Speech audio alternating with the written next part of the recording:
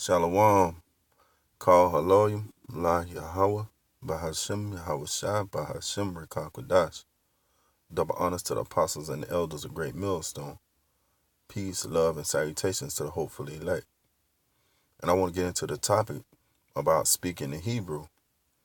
Because when you find out that you're a Hebrew Israelite, one of the first things you do is want to get you a Hebrew name.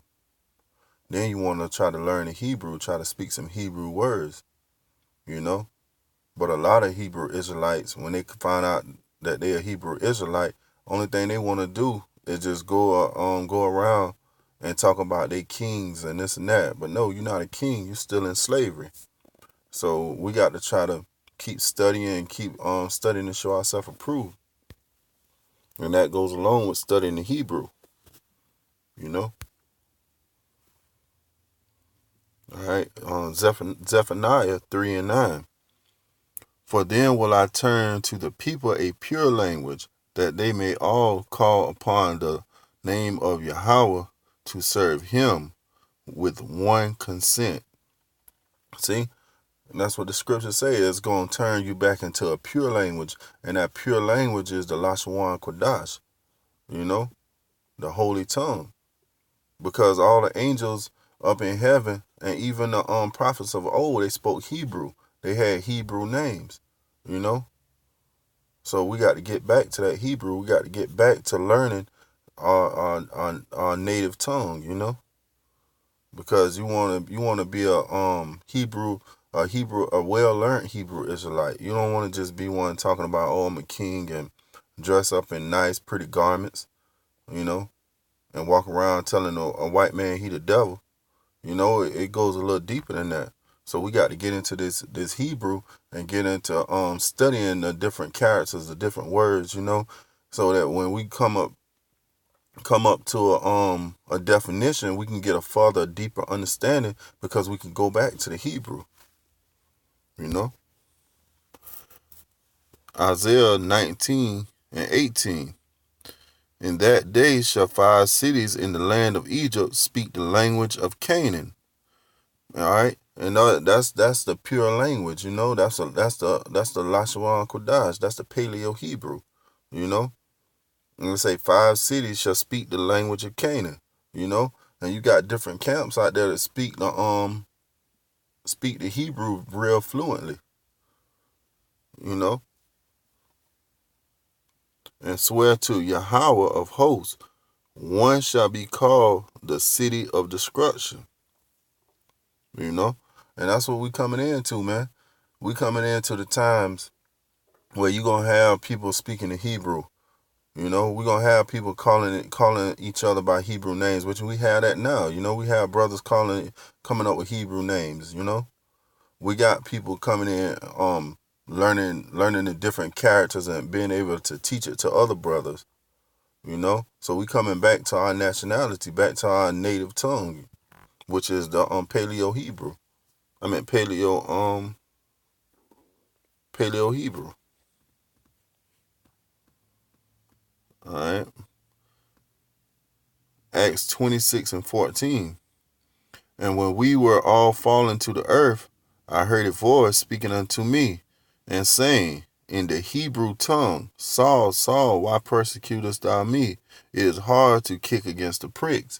And that was the Lord talking to Paul. In the Hebrew tongue. So that lets you know everything up in heaven, they speak the Hebrew. They don't speak English. They don't speak Greek. They don't speak Latin. They speak Hebrew. Because it only makes sense. How can you be a Hebrew Israelite and you don't speak Hebrew?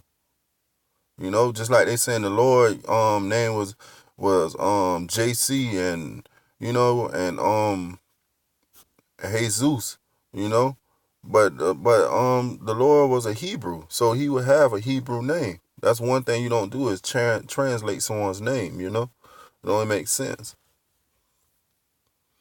And that's what got Nehemiah mad, Nehemiah got mad because, look at that, right at the same time, you see the white devil came up on the screen, And that's what our people believe in. This is what they believe in. They don't believe that a so-called black man out the tribe of Judah, looking like a so-called Negro gonna crack them skies, and come back and set the Hebrew Israelites back up in power, down to you blacks, you Hispanics, and you Native Americans, you know.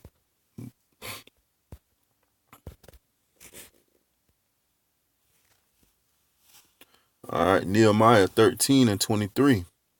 In those days I also saw Jews that had married wives of Ashdod, of Ammon, and of Moab, and their children spake half in the speech of Ashdod, and could not speak in the Jews' language, but according to the language of each people. And I contended with them, and cursed them, and smote them certain of them, and plucked off their hair, and made them swear by the Most High Power, saying, Ye shall not give your daughters unto their sons, nor take their daughters into your sons, or for yourselves. So that's Nehemiah. He got mad because they were speaking in a bastard tongue. They was speaking in their native tongue, in the Jews' language. And Nehemiah got mad, and he lost it, and that's how we should be, man. We should want to come back to our language. We should want to speak our language, because the language we speak is the language of the people that put us in captivity. Just like the Mexicans, they speak Spanish because the Spaniards put them in captivity, But we don't want to. Our people don't want to come back to their nationality. They don't want to come back to their native tongue, and speak with the full power, that they have.